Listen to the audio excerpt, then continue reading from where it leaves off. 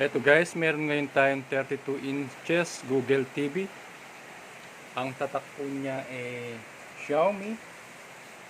Check po natin yung kanyang power consumption. And guys, nasa 31.3 watts lang siya. Ito po yung ating watt meter. So, yung wattage po niya is nasa 31.3 lang. Ngayon po, mababa na po yan dahil nasa 32 inches lang po to. Pero pag po lumalaki yung TV nyo, lumalaki rin yung wattage. Umaabot po yan ng 70 watts kung nasa 40 inches or nasa 50 inches, tataas po yung wattage nyo. Ngayon po, tuturuan ko po kayo ng simpleng paraan para mapapapaya ang wattage na yan. Nasa 31.3. So madali lang po, lahat po ng TV meron pong settings. Tingnan nyo lang po sa settings. Ito. Ayan guys, nasa settings. Punta lang po tayo sa picture. Ayan guys. Sa picture, ito yung kanyang backlight, nasa 100. So, simpleng pag-adjust lang po ng backlight.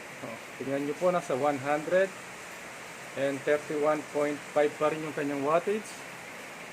I-adjust ko po yung kanyang backlight. Yan. Kung mapapansin nyo, bumababa po siya ng pababa. Bumababa rin po yung wattage yung ating TV. Tingnan nyo po.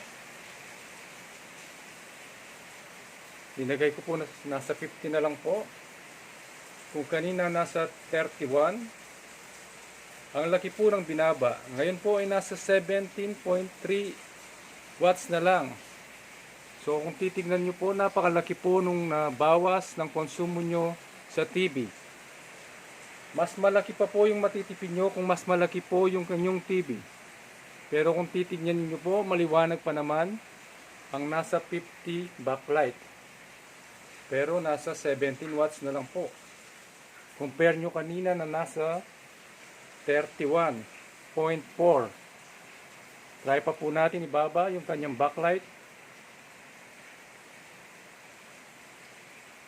So ayan guys, nasa 20 na lang. Bumaba pa lalo, nasa 14 na lang yung kanyang wattage. Try po natin i-zero yung kanyang backlight.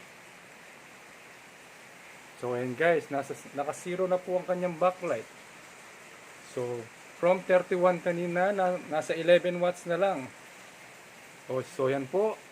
Sobrang tipid po lang yung TV. Pag ganyan po. So, yung gagawin po natin, isasakto lang po natin yung backlight niya para medyo maliwanag naman.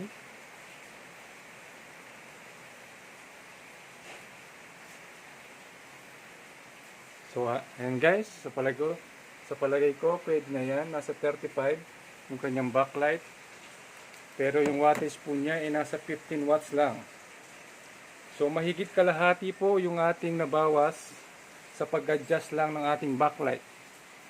So ganyan lang guys. Kung gusto nyong makabawas sa konsumo ng kuryente sa inyong TV, backlight lang po. Lahat po ng TV meron po niyan. So punta lang po kayo sa settings. Then sa backlight.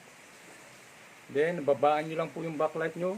Bababa na po yung inyong wattage ng inyong TV. Sana po makatulong sa pagbaba ng kuryente ng inyong mga tahanan. Salamat po.